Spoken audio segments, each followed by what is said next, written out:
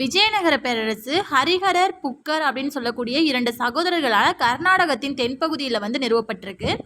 இவங்க துக்ளக் அரசர்கள்ட்ட பணி செஞ்சு வந்திருக்காங்க. இவங்களை சிருங்கேரி சைவ மடத்தின் தலைவராக இருக்கக்கூடிய வித்யாரண்யர் முஸ்லீம்களோட ஆதிக்கத்திலிருந்து விஜயநகரத்தை மீட்டு தரணும் அப்படிங்கிற மாதிரி ஒரு அறிவிப்பு சொன்னதா ஒரு வாய்மொழி வரலாறு ஒன்று இருக்குது.